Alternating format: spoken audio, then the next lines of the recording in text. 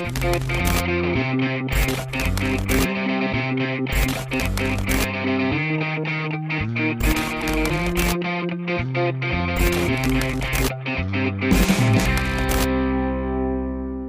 યોગેશ ગુપ્તાજી, ખૂબ ખૂબ સ્વાગત છે આપનું. જેરિયાટિક્સ એટલે શું? 60 કે 65 વર્ષ પછી જે વડીલો હોય એ બીમાર પડે તો એમના માટે પણ સ્પેશિયલ ડૉક્ટર કેમ નહીં? સો એ સ્પેશિયલ ડૉક્ટરનું નામ છે જીરિયાટ્રિક્સ. પોલીફાર્મસી છે શું? ખાલી દવાથી ટ્રીટમેન્ટ નથી થતી, હા. ક્યારેક દવા ઓછી કરવાથી બી ટ્રીટમેન્ટ થાય. દિવસમાં કેટલા સ્ટેપ્સ ચાલવા જોઈએ? એક્સરસાઇઝ ઇમ્પોર્ટન્ટ નથી, ફિઝિકલ એક્ટિવિટી ઇમ્પોર્ટન્ટ છે. Sitting is new smoking. 6 કલાકથી વધારે બેસી રહો ને તે as good as 5 cigarettes. Simple પ્રશ્ન પૂછું કે હું તેલ પસંદ કરું કે ઘી પસંદ કરું? ઘી ઓર ઓઇલ બંને ખરાબ, બંનેને તમે વાપરી શકો. ઓઇલ બદલતા રહેવું જોઈએ અને મહિનાની અંદર 150 થી 200 ml વાપરવું જોઈએ. હમણાં પાછલા દિવસોમાં ઘણા બધા કેસીસ એવા જોવા મળ્યા કે ક્રિકેટ રમતા હતા અને ઢળી પડ્યા. એ હાર્ટ એટેક નથી, એ કાર્ડિયક અરેસ્ટ છે. એનો મતલબ કે મારું હૃદય સડનલી બંધ પડી ગયું ધબકતા. બરાબર. એટલે કે એને ઇલેક્ટ્રિકલ એક્ટિવિટી બંધ પડી ગઈ. એસિડિટી તમને બી થતી હશે, મને બી થાય છે, દરેકને થતી હોય છે. ક્યારેક વડાપાવ ખાધા ને ક્યારેક દાબેલી ખાધી ને ક્યારેક સેન્ડવિચ ખાધી, સાહેબ આજે ટાઈમ નહોતો મળ્યો એટલે મેં નાસ્તો ના કર્યો. એવા લોકોને ધીરે ધીરે એકદમથી નથી થતું કે મેં 5 વર્ષ 6 વર્ષ સુધી આવું કામ કર્યું હોય તો મારું પેટ ક્યાં સુધી સહન કરે. ક્યારેક તો એ બળાપો કરે ને. કોકને કબજિયાતની સમસ્યા હોય તો કોઈ ચૂરણ ખાય છે, કોઈ ગોળી ખાય છે. જો હું આખા દિવસમાં પાણી ઓછું પીવું છું તો મારા મળને પાણી ઓછું મળશે, તો મારો મળ કડક થશે. બરાબર છે. તો એ નીચે નહીં જ ઉતરે. રાઈટ. હું ફાઈબર્સ ઓછો લઉં છું તો બલ્ક જ નહીં બને. સો આ બે વસ્તુ બહુ જ મહત્વની છે. નસકોરા કુદરતી રીતે બોલતા હોય કે એવું કહે છે કે બહુ થાકી ગયો હોય માણસ અને ફ્રિક્વન્ટ જ્યારે અવાજ એનો મોટો હોય નસકોરા પહેલાના જમાનામાં એવું કહેતું કે ખરાબ આદત છે, આ તો નસકોરા બોલે છે. પણ ના, છેલ્લા 15 વર્ષથી કે 20 વર્ષથી નસકોરા એટલે સ્લીપ એપનિયા, એટલે કે મારી બ્રેન ઊંઘમાં જાગી રહી છે. પાણી આપણે કેટલું પીવું જોઈએ? પાણી કેટલું પીવું ને આ લીટર્સમાં નથી થતું, ગ્લાસમાં નથી થતું. તમારું બોડી કે ત્યારે પાણી પીવું જોઈએ. ઘણી વખત જીમમાં લોકો જાય છે તો પ્રોટીન પાવડર પીતા હોય છે. એ આર્ટિફિશિયલ પ્રોટીન છે.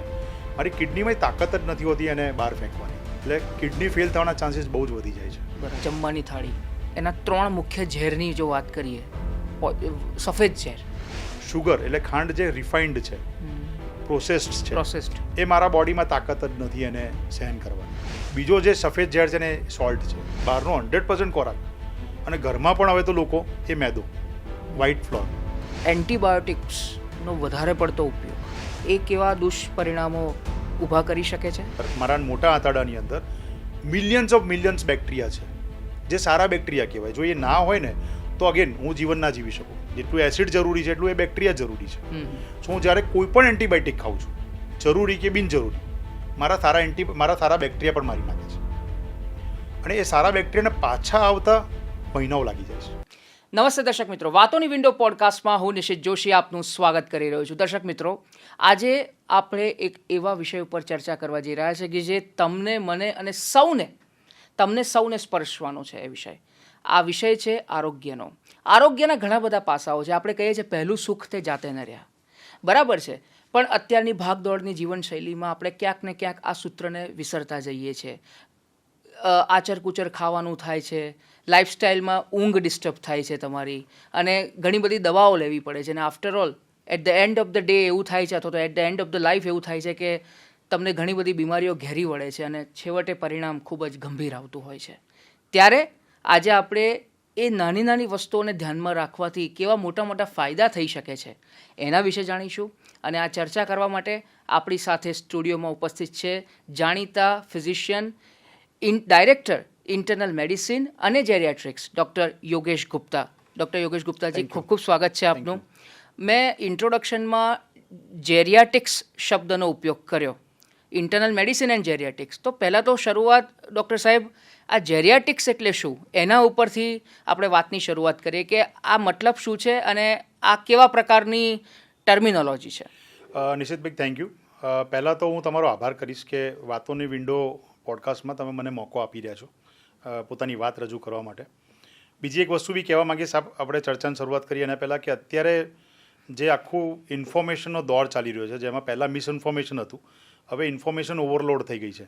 એમાં આ જે પોડકાસ્ટ છે ને, એ હું તમને આજે એટલું ખાતરી સાથે કહી શકું કે કેમ કે એ અર્બન અને રૂરલ એરિયા બંનેમાં જાય છે, ત્યાં આ એક બહુ જ સાચી માહિતી અને સ્વાસ્થ્ય સાક્ષરતા માટે નું એક બહુ જ ઇમ્પોર્ટન્ટ કેન્દ્રબિંદુ બની રહેશે. બરાબર. સો તમે જે પૂછ્યું એ જીરિયાટ્રિક્સ ની વાત કરીએ તો હું હંમેશા જીરિયાટ્રિક્સને આ રીતે સમજાવું છું કે ધારો કે આપણા ઘરની અંદર કોઈ બાળક બીમાર પડે તો માતા પિતા કે વડીલો એને કયા ડૉક્ટર જોડે લઈ જાય? એને સહેજે પીડિયાટ્રિશિયન જોડે લઈ જાય, એટલે કે બાળકોના સ્પેશિયલ ડૉક્ટર. બરાબર. એવી રીતે જ 60 કે 65 વર્ષ પછી જે વડીલો હોય એ બીમાર પડે તો એમના માટે પણ સ્પેશિયલ ડૉક્ટર કેમ નહીં?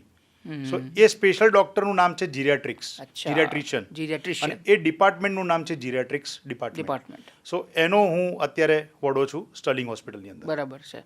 તો જીરિયાટ્રિક્સની તમે જો વાત કરી અને તમે જેમ કીધું કે ઇન્ફોર્મેશન ઓવરલોડ થઈ ગઈ, એટલે એના માટેનો એક શબ્દ છે ઇન્ફોડેમિક. જેમ પેન્ડેમિક છે એમ ઇન્ફોડેમિક, અને એનાથી ઘણી બધી ગેરમાન્યતાઓ હોય છે. ગૂગલ યુનિવર્સિટી થઈ ગઈ છે અને લોકો મન ફાવે તેવા મેસેજીસ ફોરવર્ડ કરે છે. તો આ જ વાતને આપણે જીરિયાટ્રિક્સથી જ ચર્ચાની શરૂઆત કરીને આગળ વધારીએ કે જે વૃદ્ધો છે એને કેવા પ્રકારની સમસ્યાઓ આવતી હોય છે 60 વર્ષ પછી.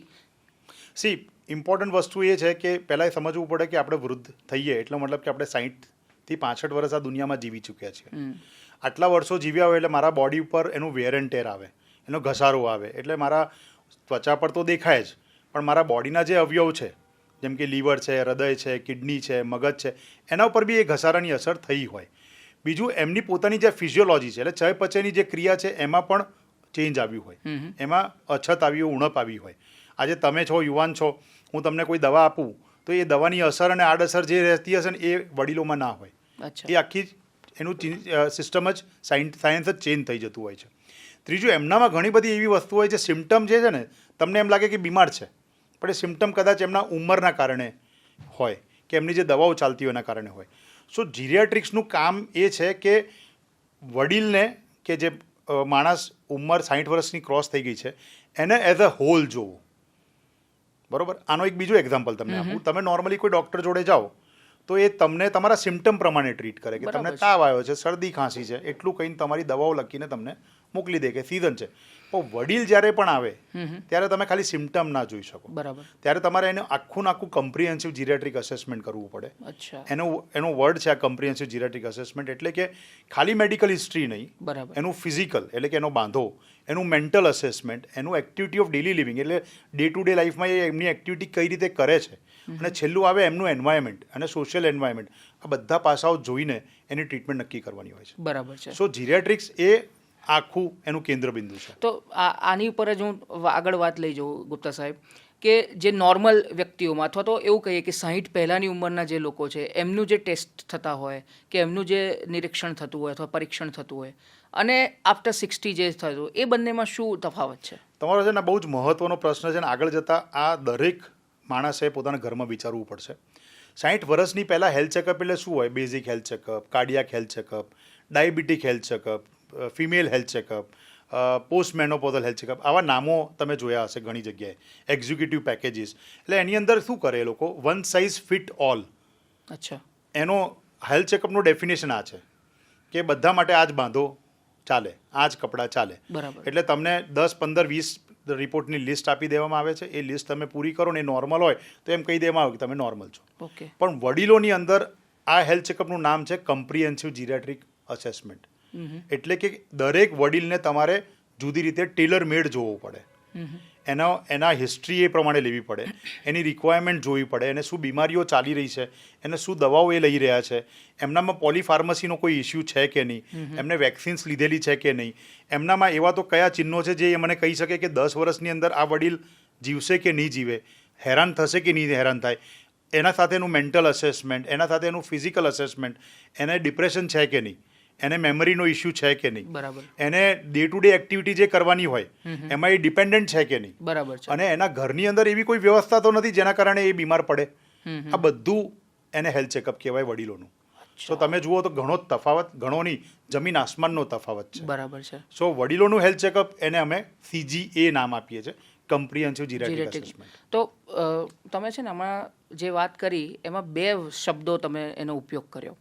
પહેલી વસ્તુ એ છે કે પોલીફાર્મસીની વાત કરી. હું પોલીફાર્મસી ઉપર આવું છું, પણ એ પહેલાં મને એવું અપેક્ષા છે કે તમે દર્શકોને થોડુંક વિસ્તૃત રીતે સમજાવો કે એવા કયા કયા લક્ષણો છે વૃદ્ધોમાં જે દેખાય છે જે લોકો એને બીમારી સમજે છે પણ એ પ્રાકૃતિક છે. સો આપણે થોડાક ડિવાઈડ કરીએ એ વસ્તુને.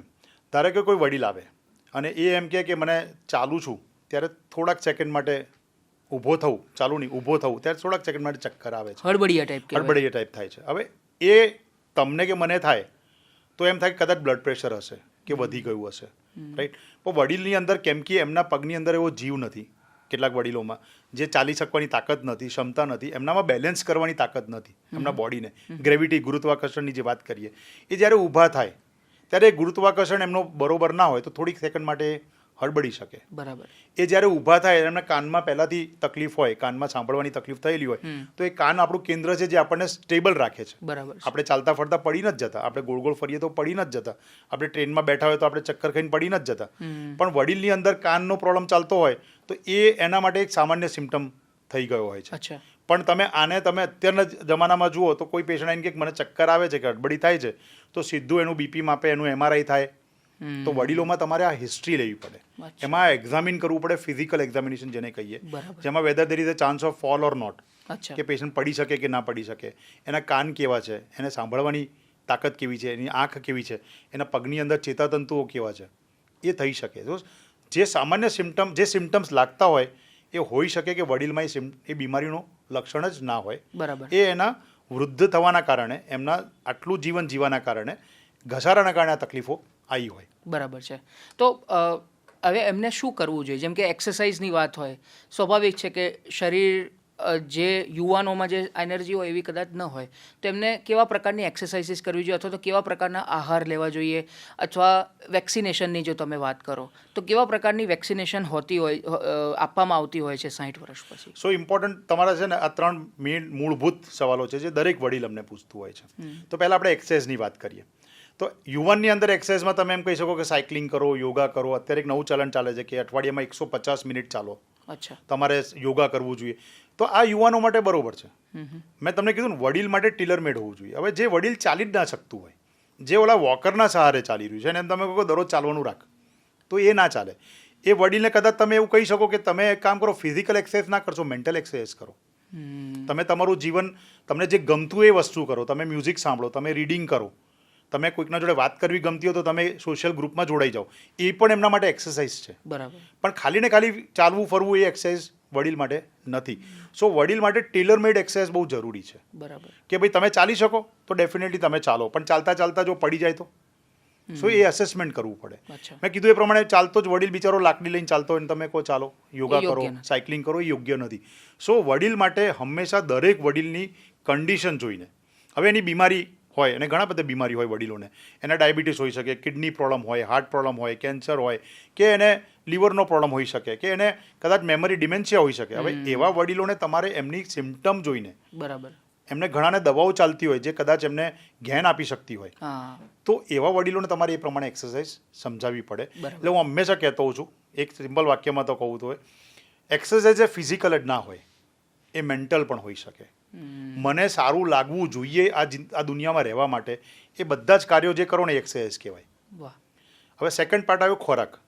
હવે ખોરાકની અંદર કોઈ તમને એમ કે ભાઈ નિશ્ચિતભાઈ તમારે પ્રોટીન વધારે ખાવા જોઈએ, ઓકે, તમારે કાર્બ ઓછું ખાવું જોઈએ, ઓકે, તમારે ફેટ ના ખાવું જોઈએ, સમજી શકું છું, કેમ કે તમે અત્યારે યુવાન છો.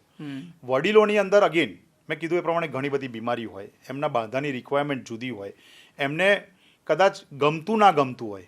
હવે કોઈ વડીલને બ્લેન્ડ ખાવું ગમતું જ ના હોય, એને એમ થાય યાર સાહેબ હું 70-75 વર્ષ જીવી ચૂક્યો છું, હવે તમે મને આ બધું કેમ રોકી રહ્યા છો? તો એ સાયકોલોજીકલ બેરિયર બહુ મોટું થઈ જાય, ફ્રસ્ટ્રેટ થઈ જાય.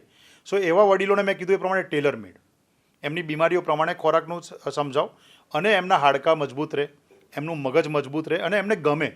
ક્યારેક કોઈક દિવસ અઠવાડિયામાં 2 દિવસ દાલવડા ખાઈ લીધા હોય કે એક દાલવડું ખાઈ લીધું કંઈ નુકસાન નહીં થાય, એક મીઠાઈ ખાઈ લેશે તો એનું સુગર નહીં વધી જાય. સો વડીલોમાં તમે સ્ટ્રિક્ટ ગાઈડલાઇન્સ ના કરી શકો.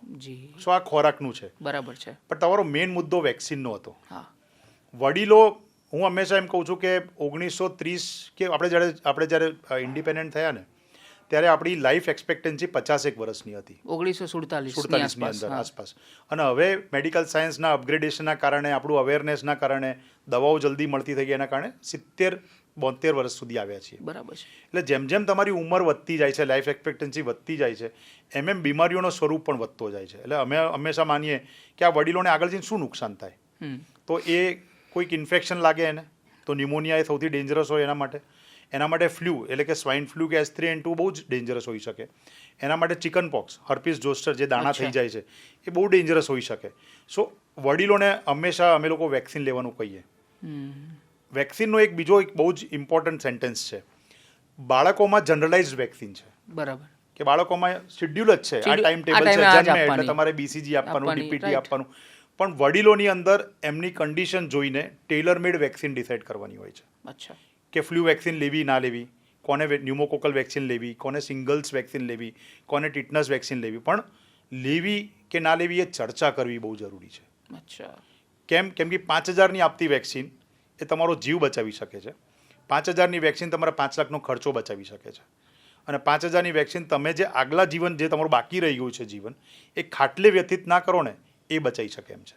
અચ્છા. સો વેક્સિનની ચર્ચા બહુ જરૂરી છે. બરાબર. સો એ ચર્ચા કરશો તો એના બેનિફિટ ખબર પડશે અને લકીલી ઇન્ડિયામાં અવેલેબલ છે બધી. બરાબર છે. બહુ મહત્ત્વના મુદ્દા ઉપર તમે પ્રકાશ પાડ્યો ગુપ્તા સાહેબ. હવે જે મૂળ મુદ્દો છે મારો, પોલીફાર્મસી. હવે આ પોલીફાર્મસી છે શું અને એ કેવા પ્રકારે કામ કરતી હોય છે એની જરા વાત કરો દર્શકોને. એની વાત છે ને આપણે હું એમ કહું છું કે પોલીફાર્મસી ને સાયન્ટિફિક વર્ડ છે એટલે આપણે જગલરીમાં ના જઈએ. પણ હું તમને અત્યારે એક યથાર્થ પિક્ચર તમને સમજાવું. આપણે આજુબાજુ તમે કોઈક લોકોને મળતા હશો ને, આપણા બાજુમાં ધારો કે કોઈ નેબર છે કે આપણા ઘરમાં જ વડીલને અત્યારે ધારો કે માથું દુખે તો સહેજે આપણે ન્યુરોલોજીસ્ટ જોડે જતા રહીએ, છાતીમાં દુખેલે કાર્ડિયોલોજીસ્ટ જોડે જતા રહીએ, પગમાં દુખેલે ઓર્થોપેડિક જોડે જતા રહીએ. એ ડૉક્ટરો પોતાનું કામ કરે છે એટલે તમારા સિમ્ટમ જોઈને તમને દવા લખી કાઢે. એટલે એક વડીલ જોડે સહેજે નહીં તો 50% વડીલો જોડે એક સાથે 3 કે 4 ફાઇલો હોય જુદા જુદા ડૉક્ટરોની. અને આપણા દેશની એક બલિહારી છે, આયરની છે કે એ ડૉક્ટરો એકબીજા જોડે વાત તો ના જ કરે. એટલે એક વડીલમાં 4 કે 5 જાતની વિટામિન ચાલતી હોય. બરાબર. 1 કે 2 ટાઈપની એસિડિટીની દવા ચાલતી હોય. કોઈએ એને ઊંઘની દવા આપી હોય, કોઈએ એને સાયકેટ્રિક દવાઓ આપી હોય, કોઈએ એને બીપીની આપી હોય, કોઈએ એને તો હવે વિચારો એક વડીલની અંદર કમસે કમ 10, 12, 15 દવાઓ સહેજે જતી હોય. વડીલ કે સાહેબ ખાવા પીવાનો તો ટાઈમ જ નથી મળતો. પણ પોલીફાર્મસી એટલે જ્યારે 5થી વધારે દવા ચાલે એને પોલીફાર્મસી કહેવાય. અચ્છા. હવે આ મહત્વનું કેમ છે? હવે તમે વિચારો 4 વિટામિન ચાલતી હોય તો એના પેટની શું હાલત થાય? એને તાકાત મળશે ત્યારે મળશે, પણ એ દવાઓ તો અંદર જઈને કુંવારી કરવાની જ છે. બરાબર છે. એને એસિડિટીની દવા ચાલતી હોય એટલે કેલ્શિયમ તો બોડીમાંથી ખતમ થઈ જવાનું છે. એને ઊંઘની દવા ચાલતી હોય એટલે ક્યારેય બી ઊભો થઈને ગેન થઈને પડી શકે. બરાબર. એને સાયકેટ્રિક દવા ચાલતી હોય તો જાગતો જ ના હોય, એકદમ વીક ને ફેટિક ફીલ કરતો હોય. રાઈટ. તો આવા વડીલોને અમારા ત્યાં એવું કહેવા, હું બીજો એક સિનારીઓ કહું. રાઈટ. મારા ત્યાં હું સ્ટર્લિંગ હોસ્પિટલમાં કામ કરું છું ને, હા, મહિનામાં નહીં તો 10 થી 12 વડીલો એવા આવે છે જેમનું સોડિયમ ડાઉન થયેલું હોય. બરાબર. જે બેભાન થઈને આવ્યા હોય કે આડોળું બોલતા હોય કે રેસ્ટલેસ હોય કે વોયલન્ટ થઈને આવ્યા હોય. બરાબર. અમે ખાલી એનું સોડિયમ ચેક કરું ને તો 112, 115, 120 અને એની દવા ચકાસું ને તો એ દવાના કારણે સોડિયમ ડાઉન થયેલું હોય. બરાબર છે. સો આ પોલીફાર્મસીનો ઇસ્યુ થાય. આ જ વડીલો ઊભા થતા પડી જાય. તમે સાંભળ્યું હશે કે સાહેબ પેશન્ટ કેવી રીતે લઈને આવ્યો હોય સગા કે સાહેબ સવારે ઉઠવા ગયા, પેશાબ કરવા ગયા હતા ને એમાં પડી ગયા. કેમ કે પડવા જાય ને ત્યારે એમને ઓલી દવા ઘેરની ચાલતી હોય એટલે ઊભા થતા સાથે પડે, એમને દેખાય નહીં કોઈ વસ્તુ, અડે નહીં, પડી જાય.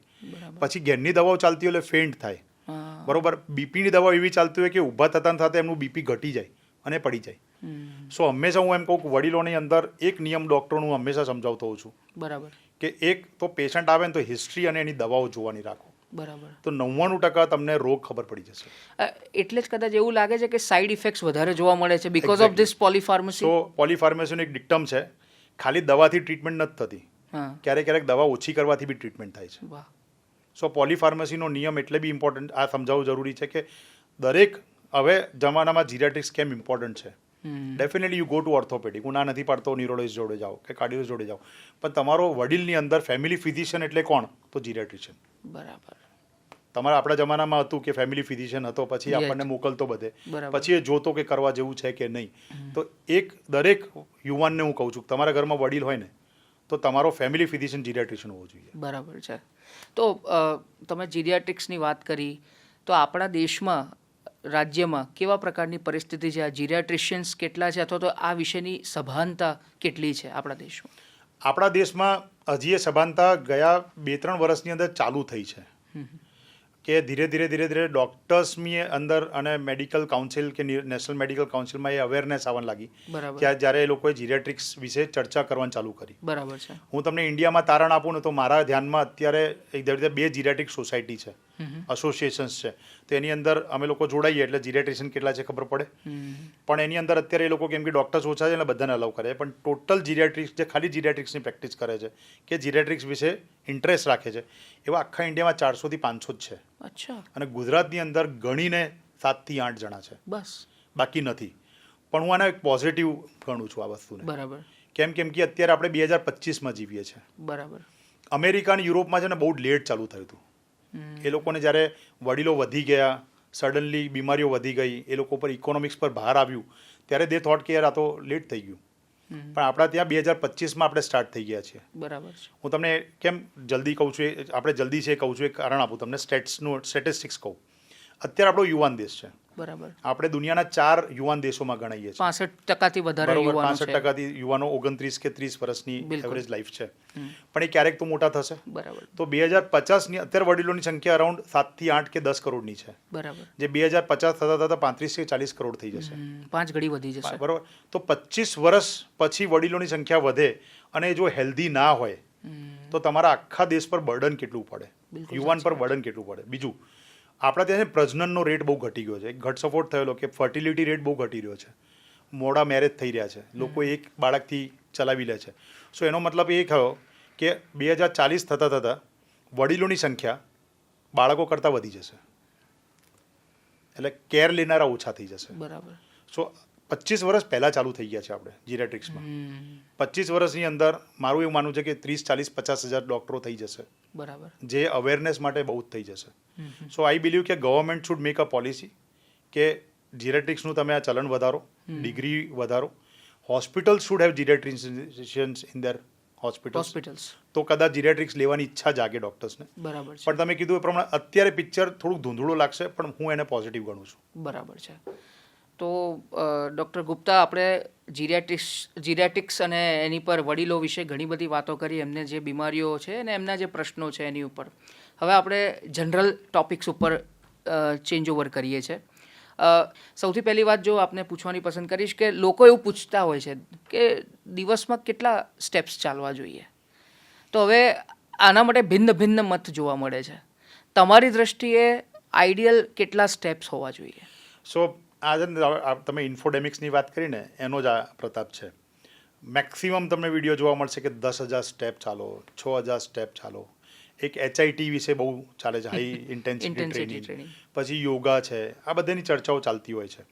પણ એ તો ડૉક્ટર કોઈ પેશન્ટ મારા જોડે આવે તો હું એને શું સલાહ આપું છું ને, હું મારા દર્શક મિત્રોને સલાહ આપું કે દરેકનો બાંધો, દરેકની રિક્વાયરમેન્ટ અને દરેકની પોસિબિલિટી.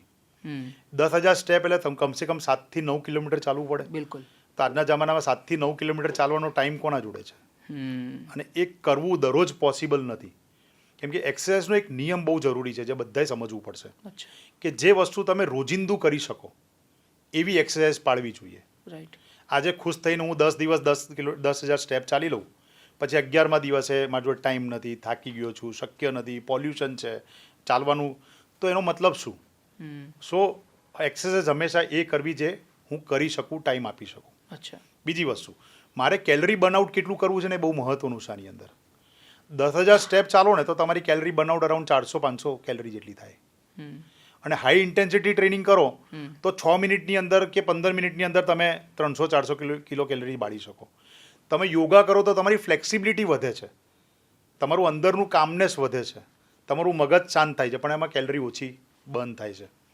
સો તમારો જે સવાલ છે ને એ કોઈના માટે ફિટ નહીં બેસે. હું એમ કહું કે 10,000 ચાલો તો બધા માટે ફિટ નહીં બેસે. બરાબર. કોઈને એમ કહું યોગા જ કરો તો ફિટ નહીં બેસે. કોઈને એમ કહું કે ખાલી હિટ કરો, ફિટ નહીં બેસે. મારું ઘૂંટણ નથી ચાલતું સાહેબ, હું હિટ ક્યાં કરવાનો હતો?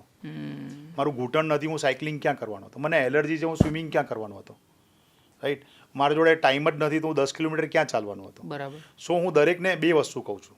એક, તમે જે રોજિંદુ કરી શકો એ એક્સરસાઇઝ કરો, બધી જ સારી છે એક્સરસાઇઝ. પણ બીજું મહત્વનો પાર્ટ છે જે બહુ જ મહત્વનો છે, જે લોકો સમજતા નથી, કે જીવન ડૉક્ટર્સ નથી સમજાવતા. એક્સરસાઇઝ ઇમ્પોર્ટન્ટ નથી, ફિઝિકલ એક્ટિવિટી ઇમ્પોર્ટન્ટ છે. ઓકે. હું તમને એનું તારણ આપું. જી. મેં સવારે 1 કલાક એક્સરસાઇઝ કરી લીધી અને હું 23 કલાક તો જલસા કરું છું અને 7 થી 8 કલાક તો બેઠો બેઠો ટીવી જોતો હોઉં કે મોબાઈલ જોતો હોઉં તો એ 1 કલાકની એક્સરસાઇઝની કોઈ વેલ્યુ નથી. નવું ડિક્ટમ તમને કહું, સિટિંગ ઇઝ ન્યૂ સ્મોકિંગ. બેસી રહું 6 કલાકથી વધારે બેસી રહો ને તો એઝ ગુડ એઝ 5 સિગરેટ્સ છે. અચ્છા. તો ફિઝિકલ એક્ટિવિટીનો ચલણ હોવું જોઈએ. એટલે કે હું દર 15-20 મિનિટે ઊભો થઈને ચાલું. મોબાઈલ આવે તો હું ચાલુ. અભિષેક બચ્ચન જો તમને યાદ રહેતો હોય તો આઈડિયાની એક એડ આવી હતી કે વોક વેન યુ ટોક. એ બહુ જ ઇમ્પોર્ટન્ટ વસ્તુ હતી કે આજે દિવસમાં મોબાઈલમાં તો હું સહેજે 15-20 વખત વાત કરતો હોઈશ. રાઈટ. 1 મિનિટથી લઈને 5 મિનિટ વાત ચાલતી હોય. વાત કરતો ત્યારે હું કેટલું ચાલુ છે ખબર ના હોય, સ્પીડ ખબર ના હોય. સીડીઓ ચડી જાઓ, તમે 8 માળ ચડી જાઓ ચાલતા વાત કરતા, તમને ખબર નહીં પડે. સો હંમેશા વોક વેન યુ ટોક. બરાબર. આ બધા વસ્તુઓ તમે જો કેળવો ને, ટાઈની હેબિટ્સ, તો એક્સરસાઇઝ નહીં ફિઝિકલ એક્ટિવિટી ફળશે. અમારા દરેક ચોપડામાં પહેલી ટ્રીટમેન્ટ ફિઝિકલ એક્ટિવિટી લખેલી છે. બરાબર. સો ફિઝિકલ એક્ટિવિટીનો ચલણ હોવો જોઈએ. 10,000 યોગા કરો, બહુ જ સારું કરો તો. હું ક્યારેક 10,000 ચાલી લઉં, આજે યોગા કરી લઉં, કાલે સાયકલિંગ કરાવી લઉં, ચલાવી લઉં. આજે મારે નથી કરવું તો હું ખાલી દિવસમાં મોબાઈલ પર ચાલી લઉં. That is good enough. બરાબર છે. એક્સરસાઇઝ માટે આ નિયમ હોવું બહુ જરૂરી છે. ઓકે. તો તમે જેમ કીધું કે એક્સરસાઇઝ માટે આ નિયમ હોવો જરૂરી છે, ખાનપાન પણ એટલું જ જરૂરી છે. હવે હું તમને એક સિમ્પલ પ્રશ્ન પૂછું કે હું તેલ પસંદ કરું કે ઘી પસંદ કરું? તમે બહુ કોન્ટ્રોવર્શિયલ સબ્જેક્ટ લીધો, પણ એનો બી આપણે ડૉક્ટર રીતે જવાબ આપીએ. ઓઇલ ઓર ઘી બંને ખરાબ છે. એક વસ્તુ કહું તો ચાલે, પણ ઓઇલ ઓર ઘી વિના ચાલે એવું નથી. બિલકુલ. સો નિયમ પ્રમાણે બંને વસ્તુ વપરાય. આપણે બંનેનો તફાવત સમજી લઈએ પહેલાં તો. જી. ઘી એટલે શું કે જે મિલ્ક હોય એને આપણે બાળીને પાણી કાઢીને પછી જે બનાવીએ એ ઘી. એને ઘી. એ ફૂલ ઓફ વિટામિન્સ હોય, A, E, D, K word.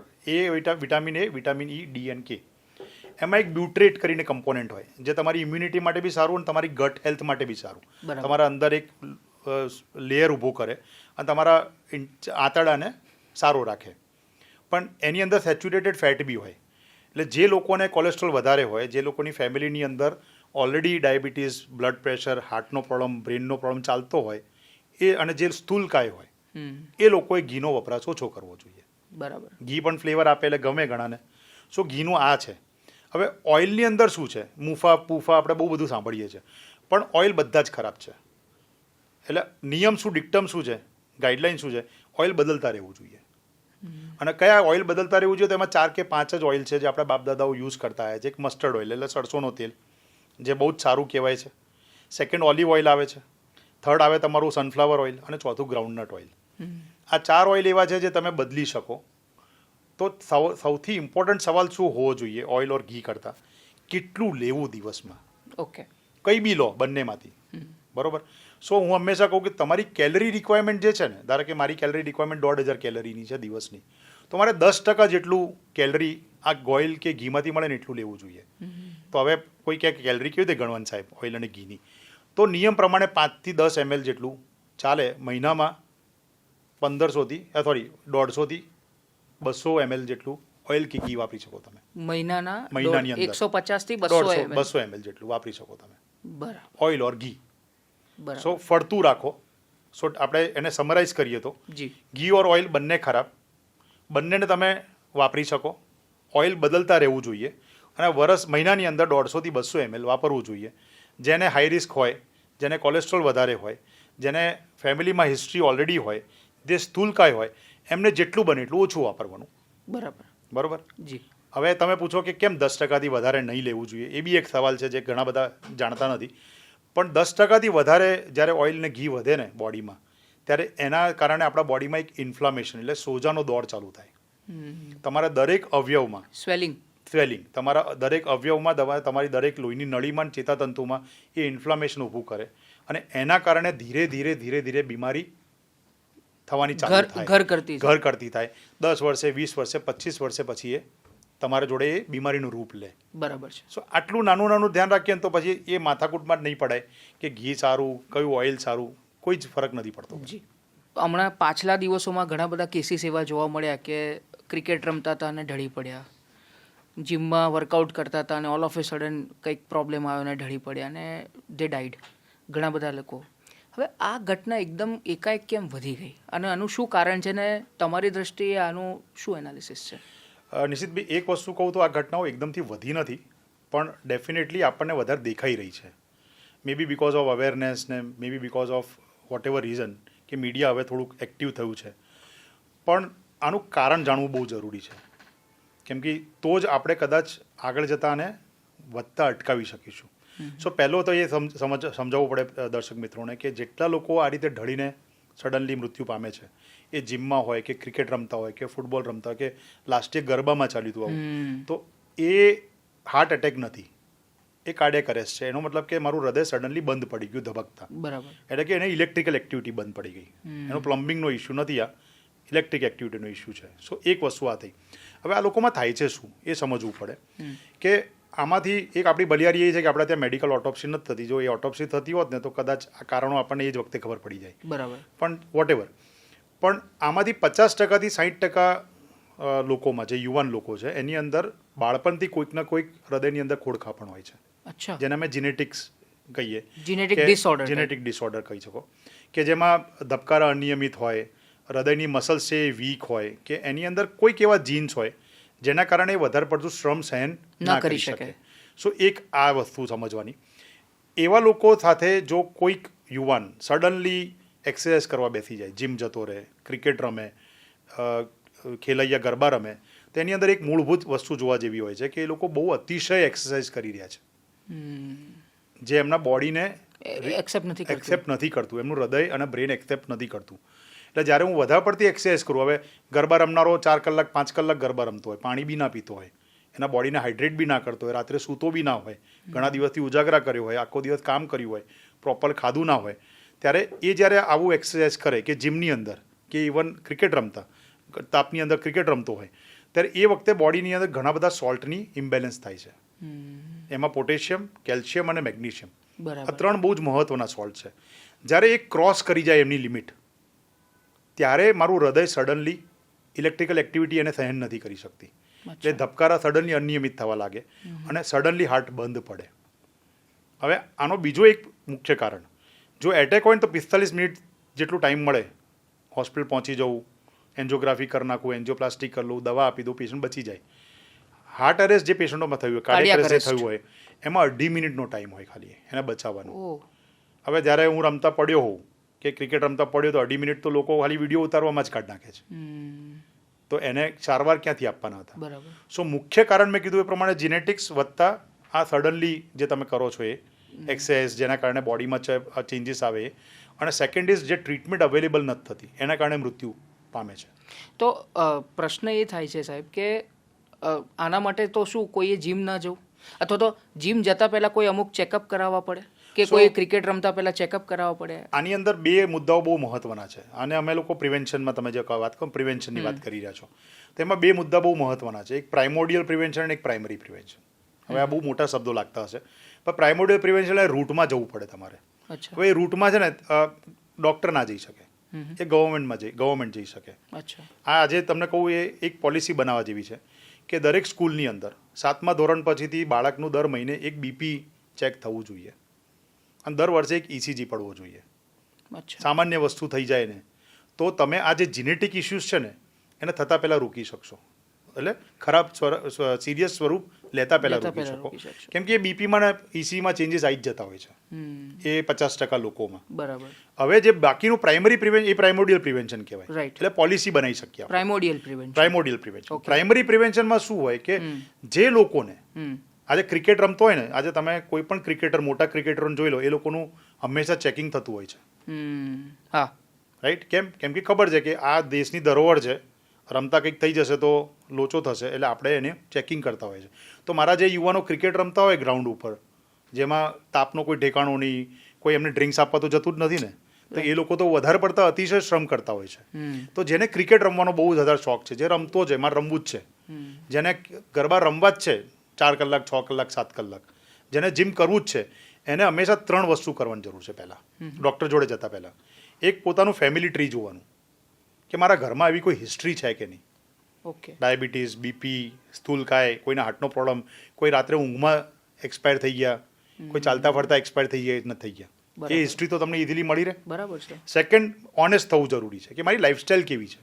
અચ્છા. સિગરેટ પીવું છું, દારૂ પીવું છું, ડ્રગ્સ લઉં છું, એ કોઈને કહેવાનું તો હોય નહીં, એ તો એને જ ખબર હોય. અને ત્રીજું, એનું એ આખા 3 જે ટોટલ જીવન જીવે છે એમાં એનો સ્ટ્રેસ લેવલ કેવો છે. બરાબર. સો આ 3 વસ્તુ એને ખબર હોય ને તો એને તાત્કાલિક ડૉક્ટર જોડે પહેલાં જવું જોઈએ, ઓકે. આ બધું કરતાં પહેલાં. બરાબર. અને ડૉક્ટરે ખાલી સિમ્પલ બીપી, ઇસીજી, ઇકો માપી 3 વસ્તુ કરે ને, અને એક કોલેસ્ટ્રોલનો રિપોર્ટ કદાચ કરે તો બી એટલીસ્ટ એટલું ખબર પડી જાય કે આ માણસ રમવા લાયક છે કે નહીં. બરાબર. પણ જો તમારે અકબંધ જાણવું હોય કે ના મને કંઈ થશે કે નહીં થાય તો best test is TMT test, TMT, treadmill test. Treadmill test. એ ઓકે. પટ્ટા પર ચાલે એટલે એને કોન્સ્ટન્ટ ઇસીજી આયા રાખે. અચ્છા. હાર્ડલી 10 મિનિટનો ટેસ્ટ છે, હાર્ડલી 1200 રૂપિયાનો ટેસ્ટ છે. તમને એટલું કહી આપે કે તમે કેટલી એક્સરસાઇઝ કરી શકો તો તમારા હૃદય એને તો ઝીલી હૃદય શકશે. એને ઝીલી શકશે. ઓકે. કેમ કે TMTમાં તમારું ECG કોન્સ્ટન્ટ આવે છે, જ્યારે તમારું પલ્સ 200 થાય ત્યારનું ECG બી આવે છે. અચ્છા. એ જીમમાં નથી આવવાનું, એ ક્રિકેટ ગ્રાઉન્ડ પર નથી આવવાનું, પણ તમને TMTમાં જોવા મળી જાય. બરાબર છે. બહુ બહુ બહુ ઇમ્પોર્ટન્ટ વાતો છે. આ નાની નાની વાતો છે પણ આ જીવ જરૂરી, બચાવનારી અને લોકોને અવેર કરનારી આ વાતો બધી છે, વાતો yes. છે ગુપ્તા સાહેબ. હવે એક બહુ કોમન પ્રશ્ન છે બધાનો, એસિડિટી. યસ. એસિડિટી તમને બી થતી હશે, મને બી થાય છે, દરેકને થતી હોય છે. હવે એ કદાચ ઓકેઝનલી થાય તો આપણે એવું સમજીએ કે કંઈક ખાવામાં આવી ગયું છે તો એના કારણે, અથવા તો કંઈક એવા અનઇવન થઈ ગયું છે જમવામાં તો એસિડિટી થાય. અમુક લોકોને એવું બી થાય છે કે પિત્ત ચડી જાય, જો ભૂખ્યો ના રહી શકે કોઈ Yes. વ્યક્તિ, અને જો જેવું ભૂખ્યો રહે અને એને નિર્ધારિત સમયથી જો ઉપર થઈ ગયો ટાઈમ તો તરત માથું દુખવાનું ચાલુ થાય. હવે આનો ઈલાજ શું? એસિડિટીના કારણો તો આપણે આ પ્રોગ્રામમાં ડિસ્કસ કરવું અશક્ય જ વસ્તુ છે. બિલકુલ બિલકુલ. કેમ કે બહુ જ લાંબા અને બહુ લાંબી લિસ્ટ છે, બહુ બધા લાંબા રિપોર્ટો બી છે. પણ ઇમ્પોર્ટન્ટ વસ્તુ તમે જે કીધી ને એને નટશેલમાં કરીએ ને તો આજના યુવાનોની અંદર એસિડિટી જોવાનું કારણ 4-5 જ વસ્તુઓ છે મેઇન તો. એક, એમનું દિનચર્યા, સ્ટ્રેસ લેવલ એટલું બધું વધારે હોય જેમાં એમને ખાવા પીવાનું કોઈ ઠેકાણું ના હોય. જ્યારે જે મળે એ ખાઈ લીધું હોય. ક્યારેક વડાપાવ ખાધા ને ક્યારેક દાબેલી ખાધી ને ક્યારેક સેન્ડવિચ ખાધી. સાહેબ આજે ટાઈમ નહોતો મળ્યો એટલે મેં નાસ્તો ના કર્યો. એવા લોકોને ધીરે ધીરે એકદમથી નથી થતું. આ કર્મોનો ફળ છે આ. કે મેં 5 વર્ષ 6 વર્ષ સુધી આવું કામ કર્યું હોય તો મારું પેટ ક્યાં સુધી સહન કરે. ક્યારેક તો એ બળાપો કરે ને, પ્રોટેસ્ટ કરે ને. મારું જે અન્નનળી છે જે મારા જઠર જોડે જોડાય છે એનો જે વાલ છે એ ક્યાં સુધી ટાઈટ રહે, એ ક્યારેક તો રિલેક્સ થાય ને. એટલે એ કેસમાં પછી તમારું જે એસિડ કુદરતે એસિડ બનાવ્યું જ છે એના વિના તો મારું પાચન તંત્ર ચાલુ જ નથી થતું. બરાબર. એસિડ વિના વી બીકમ ઝીરો, આપણે જીવન જ ના જીવી શકીએ. રાઈટ. તો એ એસિડ પછી જાય ક્યાં? એસિડ પડ્યું છે, ખોરાક નથી આવી રહ્યું, તો એ એસિડ પછી તમારી દીવારોને બાળવાનું જ છે. નુકસાન. દીવારને બાળે એટલે તમને બળતરા થવાની જ છે. એ વાલને ક્રોસ કરીને મારી અન્નળીમાં આવશે તો મને બળતરા થવાની જ છે. બરાબર. ઊંઘ બરોબર ના લેતો, સ્ટ્રેસ બહુ લેતો, આલ્કોહોલ, ટોબેકો, સ્મોકિંગ બધું જ આવી ગયું આની અંદર. બરાબર. પણ આનો ઈલાજ શું? તો ફિલોસોફિકલ વાતો તો છે જ કે ઊંઘ સારી રાખવી, સ્ટ્રેસ ઓછો લેવો, ટાઈમ પર ખાવું. એક્ઝેક્ટલી. પણ અત્યારે એમએનસીનો જમાનો, કેરિયર ઓરિએન્ટેડ લાઈફ છે, એટલે પોસિબલ ભાગમદોડી એટલું છે. બધું નથી. એટલે આવી સલાહ કોઈકને આપો ને તો ઓલો ફ્રસ્ટ્રેટ થાય કે સાહેબ આ તો મને ઇન્ફ્લુએન્સર બી કહે છે. સાચી વાત છે. સો એ લોકોને મારે 2 જ સલાહ આપતો હોઉં છું. એક, ખોટી છે ને એસિડની દવા ના લેવી. અચ્છા. લોકો અત્યારે બહુ કોમન છે એસિડની દવા ખાઈ લે. સાહેબ મેં એસિડની દવા ખાઈ લીધી, વર્ષો સુધી એસિડની દવા ખાય. પછી ધારો કે આજે મેં 25 વર્ષથી એસિડની દવા ચાલુ કરી ને ખાવાની સાહેબ, તો 35 વર્ષ સુધીની અંદર મારા બધા જ હાડકાં પોળા થઈ ગયા હોય. કેમ કે એસિડ ના હોય ને તો મારું કેલ્શિયમ અબ્ઝોર્બ જ નથી થવાનું. ફર્સ્ટ પાર્ટ ઓફ કેલ્શિયમ અબ્સોર્પ્શન મારું પેટ છે, જઠર છે. બિલકુલ. અને એસિડ ના હોય ને તો કેલ્શિયમ મારા બોડીમાં મારા ખોરાકમાંથી છૂટું જ ના થાય. સો એના હાડકાં બધા જ ખતમ થઈ ગયા હોય. બરાબર. સો એસિડિટીની ગોળી જ્યાં સુધી તમારો ડૉક્ટર ના કહે ત્યાં સુધી એસિડિટીની ગોળી ખાઈને જીવન જીવવું નહીં. બીજું જે સલાહ આપતો છું, દરેક વસ્તુ એસિડિટી નથી હોતી. મને ગેસ બન્યો, મને અપચો છે, મને ઓડકાર બહુ આવે છે, લોકો એસિડની ગોળી ખાઈ લે છે. એ એસિડિટીનો પ્રોબ્લેમ નથી, એ તમારો ખોરાક પ્રોપર પચ્યો નથી ને એનો પ્રોબ્લેમ છે. સો એસિડિટીની ગોળી ખાવા કરતાં મને એમ થાય કે 2-3 સલાહ થાય. એક, ખોરાકની અંદર તમને તમારી પ્રકૃતિ ખબર હોવી જોઈએ. આયુર્વેદામાં કહીએ છીએ ને કે વાત પિત્ત કફ, બરોબર? તો તમને ખબર છે કે મારી પિત્તની પ્રકૃતિ છે તો તમારે ખોરાક એવા નહીં ખાવાના. એટલે એમાં 4 ખોરાક બહુ જ મહત્વના છે, બરોબર? બટાકા, દેશી ચણા, છોલા, રાજમા, આ 4 ના ખાવું, અડવું જ નહીં. અચ્છા. તો આ ના અડો ને તમારો એસિડ નહીં થાય, બને એટલું ઓછું થશે. સેકન્ડ, ખોરાકની અંદર તમારે, હું હંમેશા 2 વસ્તુ કહેતો, એક તકમરિયા અને વરિયાળીનો પ્રયોગ વધારી દો. બરાબર. તમારું પહેલું લીટર પાણી તકમરિયાવાળું હોવું જોઈએ, તો એસિડ અને ગેસ ને બધું બનતા જ અટકી જશે. વરિયાળીનું પાણી બહુ ઠંડુ રહે, એ બી હેલ્પ કરે. અને ત્રીજી વસ્તુ જ્યારે સૂવો ને ત્યારે લેફ્ટ હેન્ડ સૂવાનું રાખો, ડાબા પડખે. ડાબા પડખે સૂવાનું રાખો. બરાબર. અને છેલ્લી વસ્તુ, જો બહુ જ વધારે પડતી ગેસ ને બધું થતું હોય ને તો સ્મોલ ફ્રિક્વન્ટ ડાયટ, બરાબર. નાના ખોરાક લેવાનો રાખો. તમે 4 વસ્તુઓ કીધી કે ચણા, દેશી ચણા, છોલે, રાજમા અને બટાકા. હા, ઓકે. પણ આમાંથી તમે જે 3 કીધા એ તો પ્રોટીન મળે છે એનાથી, ના. તો પછી પ્રોટીનના બહુ બધા સોર્સ છે. બરાબર. પણ પ્રોટીનમાં તમારે એક પ્રોટીનનું છે ને સાયન્સ સમજવા જેવું છે. પ્રોટીન હંમેશા છે ને તમારા બોડીની પાચન વધારે માંગી લે. ધારો કે હું 100 ગ્રામ પ્રોટીન ખાઉં તો મારા બોડીને મહેનત બહુ કરવી પડે એને પચાવવા માટે. એટલે તમને હેલ્પ કરે છે તમારે બોડીને ઉતારવા માટે. બરાબર. કેમ કે તમારું બોડી સખત એનર્જી વેસ્ટ એમાં યુઝ કરે, વત્તા એ પ્રોટીન તમારા મસલમાં જઈને સ્ટોર થાય તો કાર્બોહાઈડ્રેટ બી બળે, ફેટ બી બળે એને પાચન કરવા માટે. સો પ્રોટીન્સ ઘણા બધા પ્રકારોના હોય છે. પણ આ જે મેં 3 વસ્તુ કીધી ને હેવી પલ્સીસમાં કહેવાય છે. ઓકે. જે વાયુ બનાવતા પલ્સીસ છે. અચ્છા. પણ તમારી જોડે બાકી ઘણી દાળો છે. તમારી જોડે ફણગાવેલા મગ છે, બરોબર, તમારી જોડે દાળિયા ચણા છે, તમારી જોડે પનીર છે. પણ તમારા જોડે આ હેવી પલ્સીસ, અને બીજું તમે જે સવાલ પૂછ્યો એ એસિડ પ્રકૃતિવાળા માટેનું છે. બિલકુલ. સો એમના માટે યોગ્ય નથી પ્રોટીન ખાવું, આવા પ્રોટીન ખાવા અને એસિડની ગોળી ખાવી એના કરતાં ના ખાવા સારા. બરાબર છે. એટલે ક્લેરિટી બહુ જરૂરી છે. હવે બીજો જે પ્રશ્ન છે, ઘરની સમસ્યા છે, હું તો કહું કબજિયાત. હવે આ કબજિયાત માટે, અચ્છા, એમાં બી હું પાછા તમને કહું કે સપોઝ કોકને કબજિયાતની સમસ્યા હોય તો કોઈ ચૂરણ ખાય છે, કોઈ ગોળી ખાય છે, બરાબર. હવે એમાં એવું થાય છે કે જ્યાં સુધી એ ચૂરણ કે ગોળી ના થાય ત્યાં સુધી એની સમસ્યાનું સમાધાન થતું નથી. હવે તો આખી જિંદગી શું લેવાનું? આના વિશે શું કહેશો? સો કબજિયાતની શરૂઆત જ્યારે થાય ને ત્યારે જો એને રોકથામ ના કરીએ ને પછી તમારી આ કીધું ને એના પર પહોંચી જાય માણસ. અચ્છા. ધારો કે મને શરૂઆત થઈ આજે 40-45 યર્સે મને થોડી કબજિયાત શરૂઆત થઈ, 1-2 દિવસ થાય તો સમજી શકું છું. હા, બરાબર. 1-2 એપિસોડ થાય તો સમજી શકું. પણ આજે મને લાગે કે મહિનામાં 10-12 દિવસ તો કે 15 દિવસ આવો થાય છે. તો ત્યારે એ વખતે જો એને મૂળમાંથી ના કાઢું ને તો પછી આ પ્રશ્ન આવીને ઊભો રહે છે. સો એને એક્યુટ કોન્સ્ટિપેશન અને ક્રોનિક કોન્સ્ટિપેશનનું નામ આપીએ છીએ કે હમણાં થયું છે કે તમારો વર્ષોથી ચાલે છે. તો જો મને એક વખત કોન્સ્ટિપેશન ખબર પડી હોય ને કે મારી 3 દિવસ થાય અને પ્રોપર મળ મને પાસ નથી થતો, કે હું મળ કરવા જાઉં કે લેટ્રિન કરવા જાઉં પછી બી મને એમ લાગે કે ના હજી મારું પેટ ભરેલું છે કે મારું પેટ હેવી છે, તો તમારે એને કોન્સ્ટિપેશન ગણવું. બરાબર. એનો મતલબ 2 વસ્તુ બહુ જ ઇમ્પોર્ટન્ટ છે.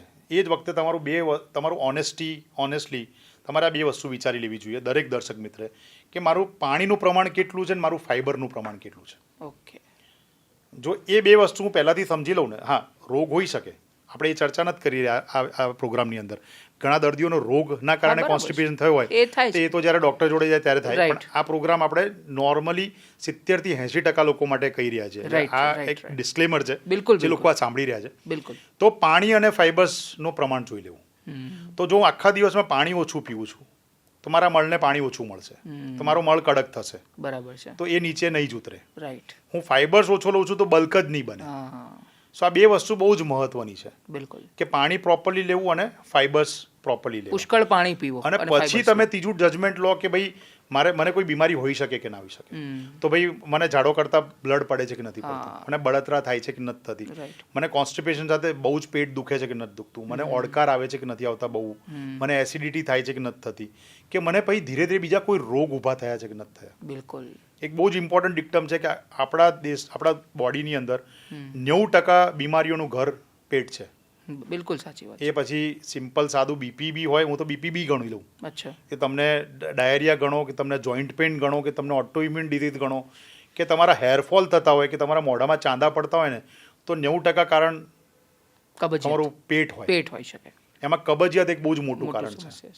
સો મેં કીધું એ પ્રમાણે પાણી અને ફાઇબર, આ 2 વસ્તુ પર ધ્યાન આપી દઈએ ને તો થતા અટકાઈ શકીએ એમ છે. બિલકુલ. હવે કબજિયાતની વાત કરીએ, સમય ઓછો છે એટલે હું ફટાફટ પ્રશ્ન તરફ લઈ જાઉં છું. ઘણા લોકોને માથું દુખવાની સમસ્યા બહુ થતી હોય છે.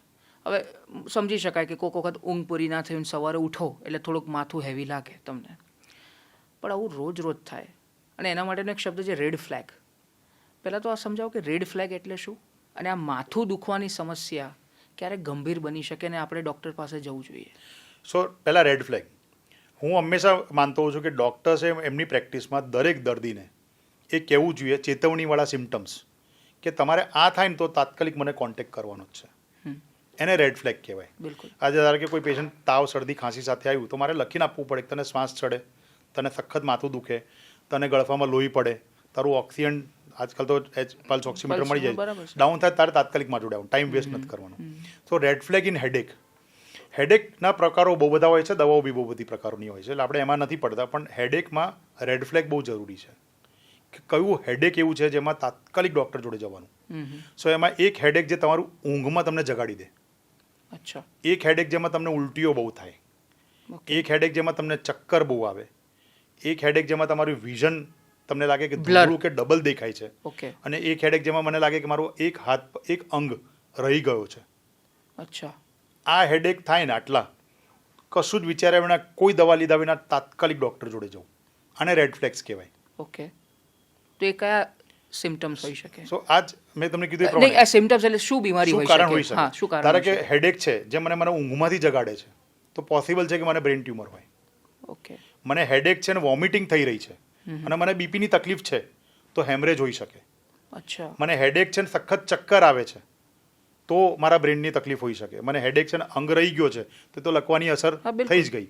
મને હેડેક છે અને મને આંખે ધૂંધળું દેખાય છે, ડબલ દેખાય છે, તો મારા બ્રેનની અંદર કોઈ નળી ફાટી હોઈ શકે. સો 100માંથી 10 ને હોઈ શકે. બરાબર છે. મોટું ફિગર છે. રાઈટ, 90 ને કદાચ જઈએ અને કદાચ કશું ના મળે, બિલકુલ, પણ એ 10 જણાનો જીવ બચી જાય. એને રેડ ફ્લેગ્સ કહેવાય. બરાબર છે. ઓકે, હેડેકની વાત કરી તો સાથે હવે તમે ઊંઘની વાત કરી, તો હવે ઊંઘ, sleep is the most important part in our life એવું કહેવાય છે આપણે કે પ્રોપર ઊંઘ લો, 6 કલાક 8 કલાક જે પણ પેરામીટર્સ છે એ પ્રમાણે. તો ઊંઘનું કેટલું મહત્ત્વ છે, અને એની સાથે સાથે હું જોડી દઉં છું સ્નોર, જે સ્નોર કરે છે લોકો, નસકોરા બોલાવે નસકોરા છે. બોલે છે. હવે આ નસકોરા કુદરતી રીતે બોલતા હોય કે એવું કહે છે કે બહુ થાકી ગયો હોય માણસ ત્યારે જ નસકોરા બોલે. અચ્છા, હવે નસકોરાની પણ ઇન્ટેન્સિટી હોય અને ફ્રિક્વન્ટ, જ્યારે અવાજ એનો મોટો હોય નસકોરાનો, સામાન્ય નસકોરા બોલતા હોય તો બરાબર છે. તો હવે આ જે ગડમથલ છે અથવા તો પિષ્ટ પેશન્ટ છે એના વિશે કઈ રીતે એને બહાર પાડશો? સો ઊંઘનું તે તમે જે કીધું ને, પહેલી વસ્તુ એ કે જેટલું ફૂડ જરૂરી છે ને અને જેટલું એક્સરસાઇઝ જરૂરી છે એટલું સ્લીપ જરૂરી છે. કેમ કે sleep is a way of brain, એટલે બ્રેનનો એક તરીકો છે પોતાની જાતને હેલ્ધી રાખવાનું, રીપ્રોસેસ કરે, રીચાર્જ કરે, પોતાની જાતને એકદમ કામ રાખે. કેમ કે એ 8 કલાક કે 6 કલાક જ્યારે આપણે ઊંઘતા હોઈએ ત્યારે મારું બ્રેન બી આરામ કરતું હોય. બરાબર છે. એટલે એને કોષાઓ તમારા મજબૂત રહે. સો સ્લીપનો આટલો મહત્વ છે. વડીલો 4 કલાક સૂવે કે તમે 6 કલાક સૂવો કે હું 8 કલાક સૂવું, કલાકો મહત્વના નથી, સારી સ્લીપ મહત્વની છે. ડીપ સ્લીપ જેને ડીપ સ્લીપ ઓર સારી સ્લીપ મહત્વની છે કે મારા બોડીના ઓર્ગન્સને આરામ મળી જવો જોઈએ. પણ નસકોરા પહેલાના જમાનામાં એવું કહેવાતું કે ખરાબ આદત છે, આ તો નસકોરા બોલે છે, પણ ના. છેલ્લા 15 વર્ષથી કે 20 વર્ષથી નસકોરા એટલે સ્લીપ એપનિયા, એટલે કે મારી બ્રેન ઊંઘમાં જાગી રહી છે.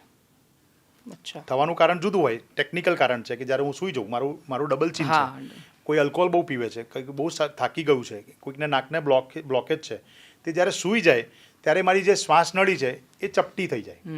તમે આ ગ્લાસમાં ફૂંક મારો તો સીટી નહીં વાગે, પણ હું ગ્લાસને ચપટો કરી દઉં તો સીટી વાગશે. તો મારી શ્વાસ નળી ચપટી થાય એટલે સીટી વાગે, એને સ્નોરિંગ કહેવાય. પણ સ્નોરિંગમાં સૌથી ઇમ્પોર્ટન્ટ મારું બ્રેન જાગતું રહે છે. કેમ કે મારા બ્રેનને એમ લાગે છે કે આ માણસને છે ને ઓક્સિજન ઓછું મળી રહ્યું છે, એટલે જાગી રહે આખી રાત. એટલે આવા દર્દીઓ શું કરે, એમ કહી કે સાહેબ હું 8 કલાક સૂતો પણ મને લાગતું જ નથી કે સૂતો છું, મને તો એમ જ લાગે કે હજુ સૂઈ રહું, બપોર પછી હું થાકી જાઉં, મારી એનર્જી ડ્રેન થઈ જાય છે. So that is start of sleep apnoea, કે મારું બ્રેન હવે જવાબ આપી રહ્યું છે. પણ સૌથી ઇમ્પોર્ટન્ટ છે તમારા બોડીના દરેક ફિઝિયોલોજીમાં એ તકલીફ ઊભી કરે. તમારા શ્વસન કેન્દ્રમાં તકલીફ ઊભી કરે, તમારા બીપીમાં તમારી તકલીફ ઊભી કરે, તમારા સાંધા દુખાવા કરે, તમારું વજન વધારી દે, તમારા હૃદય પર તકલીફ લાવી શકે. સો નસકોરા બહુ જ ઇમ્પોર્ટન્ટ વસ્તુ છે. સ્નોરિંગ થતી હોય એવા દર્શક મિત્રોને સલાહ કે તમારા નજીકના કોઈ પણ ડૉક્ટરને મળો અને એના વિશે આ ચર્ચા કરો. તમે ઘણા બધા રોગોથી બચી જશો, અને તમને ઘણા બધા રોગો હશે ને તો તમને એનું મૂળ ખબર પડી જશે. તો એ સ્લીપ એપનિયા હોઈ શકે એ તમે કહો છો એને? એ સ્નોરિંગ વાળા દર્દીઓમાં જે 1-2 વખત થાય, તમે કીધું આજે બહુ થાક્યો છું અને સ્નોરિંગ થયું, મને પાતળો માણસ છે એને સ્નોરિંગ થયું એટલે કદાચ થાક લાગ્યો હશે, પણ જો સ્નોરિંગ રેગ્યુલર થતું હોય તો એ બીમારી જ છે. Snoring is not physiological. એટલે પહેલા મગજમાંથી કાઢી નાખો કે સ્નોરિંગ એ બુરી આદત છે. બરાબર. હવે મગજમાં પેશી નાખો કે સ્નોરિંગ એ બીમારી છે. બિલકુલ. બહુ મહત્વનું સ્ટેટમેન્ટ છે આપનું ગુપ્તા સાહેબ.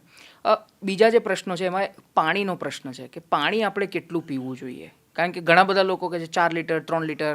અચ્છા, હવે પાણી અમુક કલાકે પીવું જોઈએ. હવે એમાં 2 થિયરી છે કે તમારે અમુક અંતરે પાણી પીવું જોઈએ, પણ મને ઈચ્છા જ નથી થતી પાણી પીવાની, તો બી મારે જબરજસ્તી પાણી પીવું જોઈએ. સો આ સવાલનો પહેલાં ડિસ્ક્લેમર આપી દઉં કે આ સવાલનો જવાબ જે છે ને એ જેને હૃદયની તકલીફ હોય, જેને લીવરનો પ્રોબ્લેમ હોય, જેને કિડનીનો ઇસ્યુ હોય અને જેને સોડિયમનો ઇસ્યુ હોય એને આ જવાબ સાંભળવો જ નહીં. હવે ઇમ્પોર્ટન્ટ શું છે, પાણી છે ને એ મારું બોડી નક્કી કરે, એનો બાંધો નક્કી કરે, બરાબર, આજુબાજુનું એન્વાયરમેન્ટ નક્કી કરે અને મારી એક્ટિવિટી નક્કી કરે. હું અત્યારે શાંતિથી બેઠો છું, સૂતો છું, કે હું ચાલી રહ્યો છું, કે હું સીડીઓ ચડી રહ્યો છું, કે હું ક્રિકેટ રમી રહ્યો છું, કે ગરબા રમી રહ્યો છું. સો આ બધું મારું બોડી નક્કી કરે, રાઈટ. સો ઇન્ફોડેમિક્સનો જમાનો એટલે તમે કીધું એ પ્રમાણે 8 ગ્લાસ પીવો, 4 લીટર પીવો, 3 લીટર પીવો, ના, મારું બોડી તમને ઇન્ડિકેશન આપે. એટલે મારું એમાં એક ગોલ્ડન ગાઈડલાઇન છે બધા માટે કે મારું પેશાબ મને કહે કે મારે કેટલું પાણી પીવાનું. અચ્છા, રાઈટ. કેમ કે હું જેટલું પાણી પીવું છું એમાંથી 40% થી 50% મારા પેશાબ તરફ જઈને નીકળે. એટલે એનું કલર નક્કી કરે. તમે જ્યારે યુરિન કરવા જાઓ ત્યારે કલર ચેક કરો. અચ્છા, જો એ પીળો હોય, ઘાટો પીળો, એનો મતલબ કે મેં પાણી ઓછું પીધું છે. તમારે નેક્સ્ટ 3 કલાક 4 કલાક સુધી કે જ્યાં સુધી પેશાબ સફેદ કલર એકદમ ટ્રાન્સપેરન્ટ ના આવે ત્યાં સુધી પાણી વધારે પીવાનું. બરાબર. મારું પેશાબ જો એકદમ ક્લિયર હોય દેટ મીન્સ કે મારું વોટર ઇન્ટેક બરોબર છે. બરાબર. આ એટલા માટે ઇમ્પોર્ટન્ટ સ્ટેટમેન્ટ છે કેમ કે ઋતુ પ્રમાણે મારી બોડી ચેન્જ થઈ જાય છે. મને ગરમીમાં તરસ વધારે લાગે, મને ઠંડીમાં તરસ ઓછી લાગે, મેં કામ નથી કર્યું મને તરસ ઓછી લાગશે. બરાબર. સો ઇમ્પોર્ટન્ટ મેસેજ મારા દર્શક મિત્રો માટે એ છે કે આ 3 લીટર 4 લીટર 5 લીટરના ચક્કરમાં પડશો જ નહીં. તમારા બોડીને નક્કી કરવા દો કેટલું પાણી છે. પણ તમારું બોડીએ નક્કી કર્યું તમે તો બી ના પીવો તો પછી રોગનું ઘર થાય. સો પાણી કેટલું પીવું ને આ લીટર્સમાં નથી થતું, ગ્લાસમાં નથી થતું. તમારું બોડી કે ત્યારે પાણી પીવું જોઈએ તમારે. પાણીની વાત કરી, વજન ઉપર આવું છું. વજનમાં ઘણા બધા થિયરીઝ આવે છે, ઇન્જેક્શન્સ આવે છે, દવાઓ આવે છે. પહેલાં તો આ કેટલું વાજબી છે અને વજન ઘટાડવા માટે શું ખરેખર દવાઓ લેવી જોઈએ? સો તમારો છે ને સવાલ આજના જમાનામાં બહુ સાપેક્ષ છે કેમ કે છેલ્લા 4 મહિનાથી ઇન્ડિયામાં એક મિરેકલ મેડિસિન્સ વિશે ચર્ચાઓ ચાલી રહી છે કે હવે તો વજન ઉતારવા માટે ઇન્જેક્શન્સ આવી ગયા, અઠવાડિયે એક ઇન્જેક્શન લો. અમુક ડોક્ટર્સ પણ એવું કહે છે. યસ, 20% તમારું વજન ઘટી જશે, તમારે કશું જ નહીં કરવું પડે. સો ડેફિનેટલી દવા છે કેમ કે ચકાસીને આવી હશે ક્યાંકથી તો, કેમ કે ઘણા બધા રેગ્યુલેટર્સ છે એટલે દવા રીતે આવી છે. પણ તમારા સવાલનો જવાબમાં હું તમને 2-4 વસ્તુ કહું. સ્ટીરોઇડ પણ દવા છે. બરોબર. પણ સ્ટીરોઇડ જેને જરૂર હોય એને આપું ને તો એ દવા, પણ જેને જરૂર ના હોય એને કોવિડ યાદ કરાવી દઉં કે જ્યારે ફંગસ ને મ્યુકર માઇકોસિસ થયેલું એ યાદ કરી લો, કાં તો તમને વધારે પડતું સ્ટીરોઇડ લઈ લો તો તમારા હાડકાં, તમારું ગેસ, તમારી એસિડિટી, તમારું બીપી, તમારું શુગર બધું જ ખરાબ થઈ જાય. સો આ દવા જે આવી છે ને વજન ઘટાડવા માટેની એનું સ્ટ્રિક્ટ ગાઈડલાઇન્સ છે. બરાબર. કોને લેવી? સો દર્શક મિત્રોને 2-3 સેન્ટેન્સમાં કહું તો બિલકુલ, જે વજનના કારણે તમારું મૃત્યુ થઈ શકે, અમજદ ખાન યાદ આવતો હોય તો, સડનલી વજન વધ્યું ને હી ડાઈડ, રાઈટ. તમે તારક મહેતાના ઉલ્ટા ચશ્મા આપણે ગુજરાતમાં બહુ ફેમસ છે, ડૉક્ટર હાથી જોઈ લો. જે વજનના કારણે મને બીપી વધી ગયું, મારું બીપી કંટ્રોલ નથી થઈ રહ્યું, મારું કિડનીની તકલીફ આવી ગઈ, મારા હાડકાં ખરાબ થઈ ગયા, મને સખત ઘસારો થઈ રહ્યો છે, મને હૃદયની તકલીફ થઈ રહી છે, મને શ્વાસ બહુ ચડી રહ્યો છે અને હું સર્જરી તરફ ના જઈ શકું, હું એક્સરસાઇઝ ના કરી શકું, એના માટે આ ઇન્જેક્શન જીવ બચાવવા માટે છે. અચ્છા. કેમ કે એ લે 20% વજન ઘટે, તેનું વજન ઘટે તો એની બીમારીઓ થોડીક ઓછી થાય, દવાઓ ઓછી થાય, પછી એ ધીરે ધીરે એક્સરસાઇઝ કરે તો ચાલે. બરાબર. બીજું એક ઇમ્પોર્ટન્ટ વસ્તુ જે ઘણા doctors, sorry to say that, અને ઇવન કંપની પણ ક્યાંક ને ક્યાંક ફીલ થઈ છે આ વસ્તુ કહેવા માટે કે આ ઇન્જેક્શન ચાલુ કર્યા પછી બંધ કરવાનો કોઈ સ્કોપ નથી. It has to be taken life time. અચ્છા. એ લોકો અત્યારે કે 6 મહિના લો, 8 મહિના લો, 10 મહિના લો, આવું કહીને ચાલુ તો કરી દે છે, પણ કંપનીની પોતાની ચોપડીમાં લખેલું છે કે આ ઇન્જેક્શન ચાલુ કરો પછી બંધ નહીં કરવું. અને જો બંધ કરી દીધું, બંધ કરો તો રિબાઉન્ડ, એટલે તમારું જે વેટ લોસ થયો છે બમણા જેવું તો નથી કહેતા એ લોકો, કેમ કે હજી ડેટા આવ્યા નથી, હજી માંડ વરસ જ થયો છે આખા દુનિયામાં આવ્યા ને, પણ 20% 30% જેટલું તો પાછું વધી જાય છે. અચ્છા. તો પછી લેતા પહેલા ચેકલિસ્ટ પૂરી કરવી જોઈએ. રાઈટ. સાચા ડોક્ટર્સ એટલે કે જે આપવા માટે લાયક છે, એન્ડોક્રાઇનોલોજિસ્ટ એન્ડ ફિઝિશિયન્સ, એમના જોડે જ લખાઈને લેવું જોઈએ અને સમજીને લેવું જોઈએ. એટલે આ દવાઓનો વિવેકપૂર્વક રીતે ઉપયોગ કરવો જોઈએ. પણ એ વિવેક આપવાનું કામ જે ડૉક્ટર. ફેટર્નિટીનું છે ને એને એ વિવેક પૂરું કરવું જોઈએ. નહીંતર તમે જે હમણાં ન્યૂઝ સાંભળ્યા ને જી. કે 3 મહિનામાં કંપનીએ 100 કરોડનું ટર્નઓવર કર્યું, જી એક મૂવી હિટ થયા જેવું થઈ ગયું આ. ભલે મૂવી કેટલી ખરાબ કેમ ના હોય. જી જી આપણી થાળી જે છે જમવાની થાળી એના 3 મુખ્ય ઝેરની જો વાત કરીએ, સફેદ ઝેર પોઈઝન્સ એ કયા? અને આમાં જો એક પ્રશ્ન એડ કરી દો કારણ કે એ રહી ગયો હતો કે ઘણી વખત જીમમાં લોકો જાય છે તો પ્રોટીન પાવડર પીતા હોય છે, તો હવે આ કેટલું યોગ્ય છે અથવા તો પીવું જોઈએ કે ના પીવું જોઈએ કે કેટલી માત્રામાં પીવું જોઈએ? સો પહેલાં આપણે પ્રોટીન પાવડરનું લઈ લઈએ. જી. કેમ કે જીમનો ચલણ બહુ જ વધી ગયો છે અને કોવિડ પછીથી તો બહુ વધારે પડતો વધી ગયો છે. અને જીમમાં જાઓ ને એટલે ત્યાં સેલ્ફ મેડ ડૉક્ટર્સ બહુ બધા છે, વિથ ઓલ ડ્યુ રિસ્પેક્ટ. એટલે બિચારો જે યુવાન ગયો હોય એ આજુબાજુ કેટલાક લોકોને એક્સરસાઇઝ કરતા જુએ અને એનું બાયસેપ્સ, ટ્રાઇસેપ્સ, એની આખી ઓલી વેઇટ લિફ્ટિંગ ને બેક લિફ્ટ ને બધું જોતો હોય ને તો એને એમ થાય કે યાર મારે બી આ કરવું છે.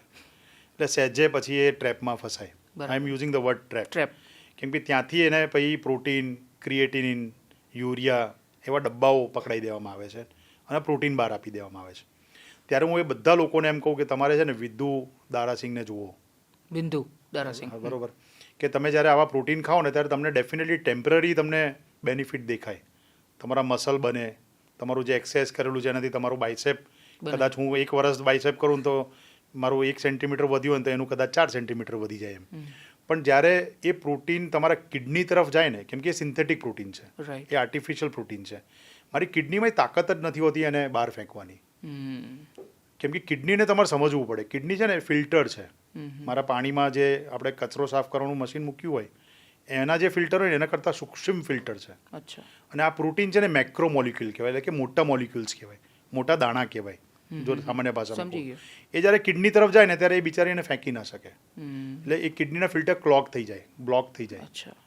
એટલે કિડની ફેલ થવાના ચાન્સીસ બહુ જ વધી જાય છે. બરાબર. પછી એ સિન્થેટિક પ્રોટીન તમારા મસલમાં જઈને રહે તો ખરા, પણ તમે આખી જિંદગી તો લઈ શકવાના નથી. એટલે જ્યારે તમે એને બંધ કરો ને ત્યારે મસલ્સના ડેમેજીસ સ્ટાર્ટ થાય. અચ્છા. મસલ લથડી પડે, લબડી પડે, તમે મોઢું જુઓ તો કરસલીઓ વધારે વહેલી પડે. યસ. સો સિન્થેટિક પ્રોટીન કરતાં આપણા દેશની, આપણા કુદરતે નેચરલ પ્રોટીન આપ્યા જ છે. બરાબર. આપણે જે વાત કરીએ એ બિલકુલ. પ્રમાણે ફણગાવેલા મગ છે, પનીર છે, દાળિયા ચણા છે, દૂધ, દહીં, છાશ છે, ખજૂર છે, દેશી ગોળ છે. તમારે નોનવેજ ખાતા હો તો તમારી જોડે એગ્સ છે. બરાબર તમે બહુ નોનવેજ ખાતા હો તો તમારી જોડે બીજા બધા સાધનો બી છે. બિલકુલ. સો નેચરલ પ્રોટીનનો છે ને કોઈ જ વિકલ્પ નથી. વિકલ્પ નથી બિલકુલ. મારા હિસાબે. એટલે આઈ બિલીવ કે ખાલી પ્રોટીન આપવાનો હક ડૉક્ટર્સને છે જે કિડની કે લીવર કે કેન્સરની ટ્રીટમેન્ટ કે ડાયાબિટીસની ટ્રીટમેન્ટ કરતા હોય છે. અચ્છા. કેમ કે એ સ્પેસિફિક પ્રોટીન હોય છે એ પેશન્ટો માટે. કેમ કે એ દર્દીઓને જરૂર હોય છે એક્સ્ટ્રા પ્રોટીન્સની. સો મારું હંમેશા દર્શક મિત્રોને કહેવું કે પ્રોટીન્સ જે તમને આ સેલ્ફ મેડ ડૉક્ટર્સ આપે ને, સેલ્ફ મેડ તો ના કહું, સેલ્ફ ડિક્લેર્ડ ડૉક્ટર્સ આપે ને એ પ્લીઝ ના લેવા. બરાબર. તમારી યુવાની તમને લાગશે કે યાર હું તો કોલેજમાં ગયો ને તો છોકરીઓ મને જુએ છે, હું બહુ જ રોબ પડે છે, પણ એ તમને આગળ જઈને બહુ જ બીમાર કરી શકે. બરાબર. અને હવે બીજો તમારો પાર્ટ આવ્યો સફેદ ઝેર. પ્લેટ, પોઈઝન ઇન પ્લેટ કહું એને. Poison in plate. So poison in પ્લેટમાં 3 સફેદ ઝેર એટલે એક તો સુગર આવી ગયું, એટલે કે ખાંડ. સુગર એટલે બધા સુગર ખરાબ નથી હોતા, એટલે કે દેશી ગોળ એ ખરાબ નથી હોતું, તમારા ફ્રૂટમાં રહેલું સુગર એ ખરાબ નથી હોતું, પણ સુગર એટલે ખાંડ જે રિફાઇન્ડ છે, પ્રોસેસ્ડ છે, પ્રોસેસ્ડ. એ મારા બોડીમાં તાકાત જ નથી એને સહન કરવાની. એ મારા બોડીમાં જાય એટલે એ કેલરી વધારે, એ મારા બોડીમાં જાય એટલે સોજો, સ્વેલિંગ લાવે, વધારે. એ મારા બોડીમાં જાય એટલે મારા નળીઓમાં પ્લેક્સ કે એના બ્લોકેજીસ ઊભા કરે. સૌથી મહત્ત્વનો પાર્ટ સુગરમાં, જે હું દરેક માતા પિતાને કહું છું કે તમારા ઘરમાં બાળક જન્મે ને એને સુગર ખવડાવી જ નહીં. અચ્છા. તમે ખાંડ આપો ને એટલે એને એલર્જીસ થાય જ, એને ગળાના ઇન્ફેક્શન થાય જ. હું તમને એવા 1000 માતા પિતા આપી શકું જે લોકોએ સુગર નથી આપી. હું મારા બાળકોની જ વાત કરી લઉં. મારા બાળકોને ખાંડ આપવી અલાઉડ નથી, તો ટચવુડ એમને શરદી ખાંસી થાય ને તો બી સામાન્ય થઈને જતી રહે છે. અચ્છા. કેમ કે મારી બોડીની ઇમ્યુનિટી ઘટતી નથી એનાથી. બીજો જે સફેદ ઝેર છે ને એ સોલ્ટ છે. મીઠું. હવે મીઠું આપણું જીભનો ચટાકો છે, મીઠા વિના ખોરાક ખાવું અશક્ય છે, પણ મીઠું અતિશય વધારે લો, પાપડ, અથાણું, ફરસાણ, એક પાપડની અંદર હું કહું છું કે હંમેશા 18 દિવસનું સોલ્ટ હોય છે. વિધાઉટ સોલ્ટ પાપડ બની જ ના શકે. કોઈ બનાવી આપે ને તો એને નોબેલ પ્રાઇઝ આપી દો. 18 દિવસનું સોલ્ટ હોય એક પાપડમાં. અથાણું વિધાઉટ સોલ્ટ અને ઓઇલ ખાલી ગુજરાતી જ બનાવી શકે છે.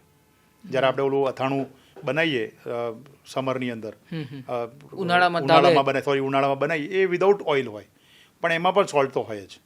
સો સોલ્ટ એ ખરાબ વસ્તુ છે. જેને તકલીફ હોય એને તો ઓછી જ કરી દેવી જોઈએ, પણ નોર્મલી બી તમે સોલ્ટ ઓછું લો ને તો બહુ સારું. એટલે એમાં કેવી રીતે લેવાનું કે ભાઈ ખાલી શાકમાં ટેસ્ટ પ્રમાણે નાખો, રોટલીને ભાતમાં બી નહીં નાખવાનું. ઉપરથી તો સોલ્ટ અલાઉડ જ નથી. બિલકુલ. સોલ્ટના પ્રકારોની બી ચર્ચા બહુ થાય છે. બરાબર. કે વ્હાઇટ સોલ્ટ છે, સિંધા નમક છે, રોક સોલ્ટ છે, બરોબર, ઘણી બધી ચર્ચાઓ છે. પણ પછી એમાં આયોડિનની ચર્ચા ને બધી બી થાય, પણ એ આપણે આજે લેતા નથી.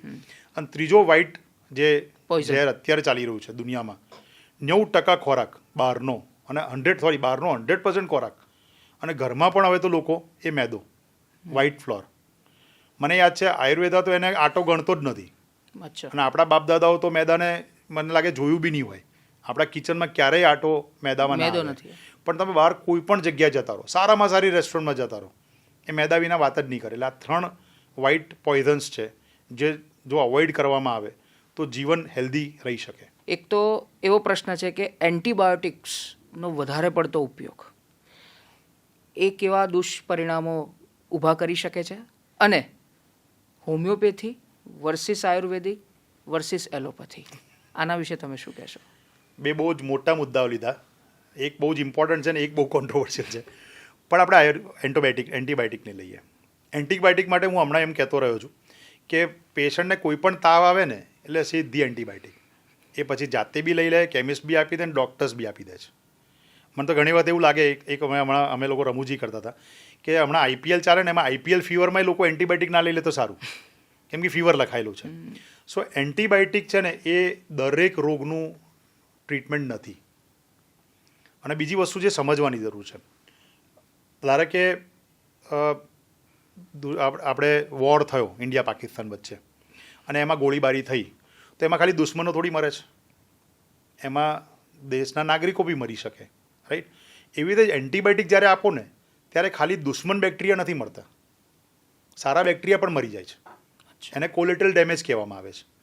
મારા આંતરડાની અંદર, મારા મોટા આંતરડાની અંદર મિલિયન્સ બેક્ટેરિયા છે જે સારા બેક્ટેરિયા કહેવાય. જો એ ના હોય ને તો અગેન હું જીવન ના જીવી શકું. જેટલું એસિડ જરૂરી છે એટલું એ બેક્ટેરિયા જરૂરી છે.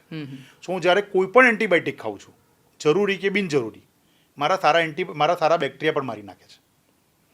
અને એ સારા બેક્ટેરિયાને પાછા આવતા મહિનાઓ લાગી જાય છે. સો એન્ટીબાયોટિક વધારે લેવાથી તમે બોડીમાં બીમારીનું ઘર કરો છો. રાઈટ. અને ત્રીજું ઇમ્પોર્ટન્ટ વસ્તુ એન્ટીબાયોટિકમાં, જ્યારે તમને જરૂર પડશે ને એ એન્ટીબાયોટિકની, ત્યારે એન્ટીબાયોટિક કામ જ નહીં કરે, જેને એન્ટીબાયોટિક રેઝિસ્ટન્સ કહેવામાં આવે છે. તમે આજે જુઓ કે સિપ્રોફ્લોક્સાસિન ટાઇફોઇડમાં બહુ વપરાતી, હવે વપરાતી જ નથી, કેમ કે ટાઇફોઇડના બેક્ટેરિયાને હવે ખબર પડી ગઈ છે કે આ સિપ્રોફ્લોક્સાસિન કામ કેવી રીતે કરે છે. પેલા દુશ્મન જેવું છે કે મને ખબર છે તમારી જોડે તોપ છે, આ તોપ છે કે આ રાફેલ છે, પછી મને એનો તોડ બી મળી જાય. બરાબર. તો બેક્ટેરિયા અને વાયરસ તો સૌથી ઇન્ટેલિજન્ટ જીવ છે આ દુનિયાના. વર્ષોથી એટલે અબજો વર્ષોથી ટકી રહી ગયા છે. પૃથ્વી પર. એટલે એને ખબર પડી જ જાય કે બોસ આ એન્ટીબાયોટિક આ રીતે કામ કરે છે, મારે આનાથી મરવાનું નથી.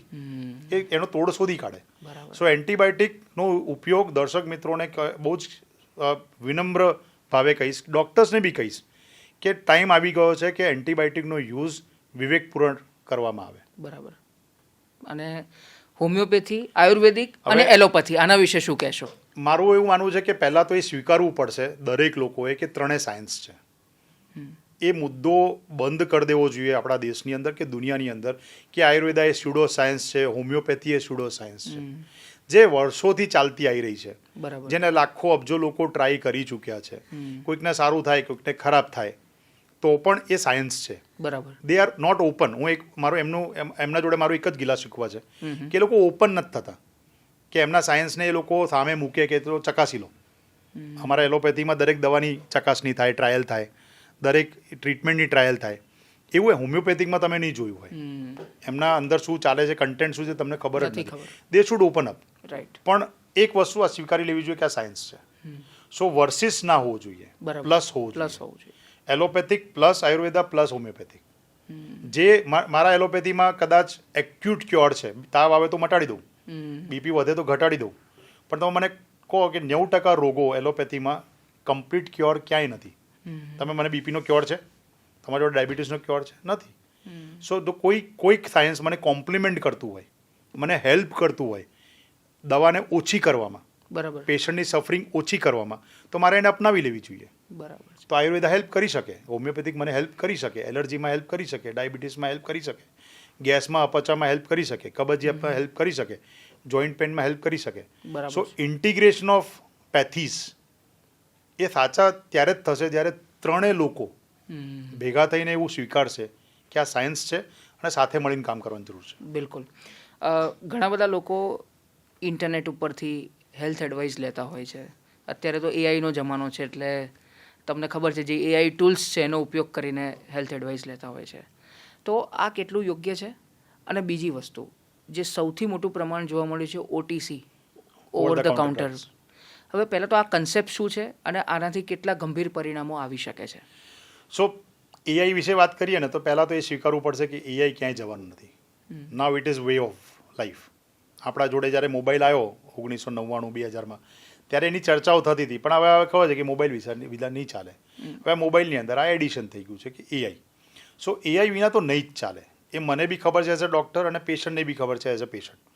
તો ઇમ્પોર્ટન્ટ મેસેજ છે જે આપણા આ પ્રોગ્રામનું મહત્ત્વ છે કે લોકોને સમજાવવું કે એઆઈના ફ્લો શું છે, એઆઈની તકલીફ શું છે.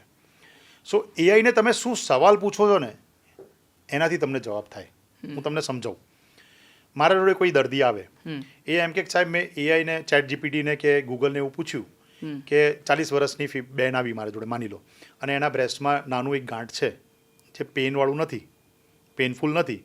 તો એ એઆઈને એવું પૂછે કે શું ચાન્સ છે કે આ હું 40 વર્ષની છું અને મને આ ગાંઠ થઈ છે જે પેનફુલ નથી કે એ કેન્સર હોઈ શકે.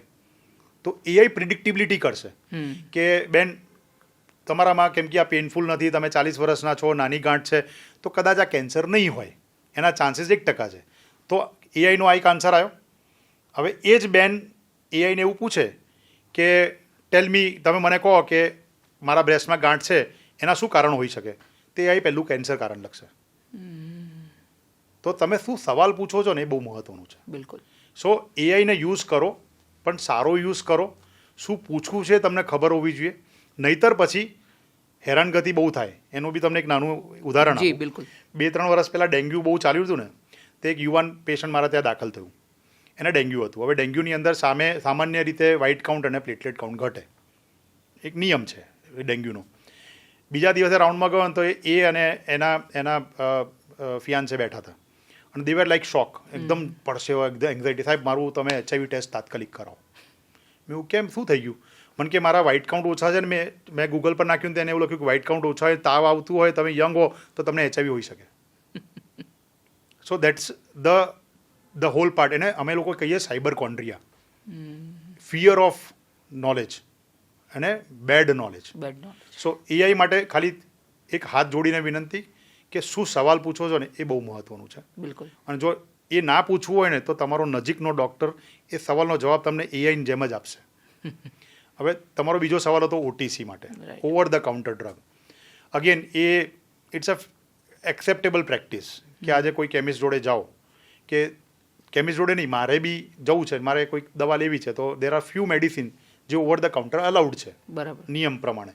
તો એમાં શું આવે? એક પેરાસિટામોલ આવે છે, એ તમારી શરદીની દવા આવી શકે, તમારી વિટામિનની ગોળીઓ આવી શકે. આ બધી ઓવર ધ કાઉન્ટર ડ્રગ છે કે ભાઈ જઈને તમારે પ્રિસ્ક્રિપ્શન વિના જે લઈ શકો એને ઓવર ધ કાઉન્ટર ડ્રગ. તમારા ડૉક્ટરનું પ્રિસ્ક્રિપ્શન જરૂર નથી. પણ ઓવર ધ કાઉન્ટરમાં એવું થઈ ગયું છે કે એક ડૉક્ટર જોડે જતા બીવે કે યાર જઈશ ને તો 50 રિપોર્ટ કરશે, પૈસા લેશે, નહીં હોય એનું વાતનું વતેસર કરશે. એ બીકના કારણે સીધું કેમિસ્ટ જોડે પહોંચે. વિથ ઓલ ડ્યુ રિસ્પેક્ટ, એ બિચારા ત્યાં કેમ કે કોમ્યુનિટીમાં પ્રેક્ટિસ કરી રહ્યા છે. આજે એને બાજુમાં રહેતો માણસ કે મને તાવની દવા, શરદીની દવા આપતો, એ સહેજે તમને દવા આપી દે. એટલે ઓવર ધ કાઉન્ટર પર પછી એન્ટીબાયોટિક, સિડેટિવ્સ, એન્ટી એલર્જીક બધી દવાઓ આપી દે છે. તો ઓવર ધ કાઉન્ટરનો જે સૌથી ડેન્જરસ પાસો અમે જોઈ રહ્યા છે એ પેઇન કિલર્સ છે. બરાબર. હું તમને કહું, તમે કોઈ બી કિડનીના ડૉક્ટરને વાત કરજો, 100 કિડની ફેલિયરના પેશન્ટો જોતા હશે ને એમાંથી 10 થી 15% પેશન્ટો પેઇન કિલરના કારણે છે. અચ્છા. કે મને સાહેબ શોલ્ડરમાં પેઇન થયું, રમતા પડી ગયો, કેમિસ્ટ જોડે જઈને મેં ડાયક્લોફેનેક ખાઈ લીધી. એક ડાયક્લોફેનેકથી બી કિડની ફેલ થાય અને 10થી બી થાય અને 100થી બી ના થાય. પણ ડાયક્લોફેનેક વિશે તમને કહું તો આખા દુનિયામાં બેન છે. ખાલી ને ખાલી ડૉક્ટર પ્રિસ્ક્રિપ્શન પર મળે છે અને આપણા ઇન્ડિયામાં ફ્રીલી મળે છે. તમે કફ સિરપ જોઈ લો, લોકો કફ સિરપને હવે એડિક્શનમાં યુઝ કરે છે. ગામડે જો જુઓ તો કોડેનના કફ સિરપ, હમણાં રેડ પડી હતી ત્યારે કોડેનના કફ સિરપ, તો કોડેનના કફ સિરપ પીને એ લોકો દારૂનો અનુભવ કરે છે. રાઈટ. એટલે ઓવર ધ કાઉન્ટરનો આ મિસયુઝ થાય છે. બરાબર છે. સો સરકારને વિનંતી મારે અને હેલ્થકેરના બધા જ લોકો જે ઇન્વોલ્વ છે, ડૉક્ટર્સ, ફાર્માસિસ્ટ, કંપની બનાવનારે, કે ઓવર ધ કાઉન્ટર ડ્રગમાં સ્ટ્રિક્ટ નિયમ હોવો જોઈએ કે આ જ દવા ઓવર ધ કાઉન્ટર મળે, બાકીની દવા પ્રિસ્ક્રિપ્શનથી જ મળવી જોઈએ. તમે અમેરિકા જતા રહો, પ્રિસ્ક્રિપ્શન વિના તમને એક દવા નહીં મળે, કેમ કે એમને એનું મહત્વ ખબર છે. Right. So over the counter request એ છે કે ડૉક્ટરથી બચવા માટે આ કરવું યોગ્ય નથી. અંતમાં દૂરદર્શનના માધ્યમથી તમે દર્શકોને શું સંદેશ આપવા માંગશો? દર્શકોને મારો સંદેશ 2 કે 3 ટાઈપના છે. એક તો ઇન્ફોડેમિક્સથી બચવાની જરૂર છે. તમારે એ ખબર હોવી જોઈએ કે મારે સાચી માહિતી ક્યાંથી મળે છે. તો એક તો કાં તો તમે સારા પ્રોગ્રામ્સ તમે જુઓ, અને કાં તો તમારો ડૉક્ટર તમારો સૌથી સારો ઇન્ફોર્મેશનનો સાથી છે જો સ્વાસ્થ્ય રિલેટેડ વાત કરવા માંગતા હો તો. સેકન્ડ વસ્તુ જે છે એ છે કે તમારે સ્વાસ્થ્ય સાક્ષરતા હોવી જરૂરી છે. હું તમને કહું, અભણ માણસને સ્વાસ્થ્ય વિશે સારી ખબર હોઈ શકે, અને સીઈઓ આવ્યો હોય ને એને કદાચ ખબર બી ના હોય, અને એ મૂળ કારણ બને છે ઘર્ષણ માટેનું. કે સાહેબ છાતીનો દુખાવો તો તમે મને કેમ સ્ટેન્ડ બેસાડી દીધો, મને છાતીનો દુખાવો તો એસિડિટી છે, મારે ડૉક્ટર જોડે જવાની ક્યાં જરૂર છે, મારો ઘસારો છે તો શું. સ્વાસ્થ્ય સાક્ષરતા હશે ને તો તમે સવાલ પૂછતા થશો. સો બીજું એ કેળવવાની ચાલુ કરો. અને ત્રીજી વસ્તુ, મિસઇન્ફોર્મેશનથી દૂર રહો અને એઆઈનો સારો યુઝ કરવાનું વિચારો તો સારું રહે. બિલકુલ.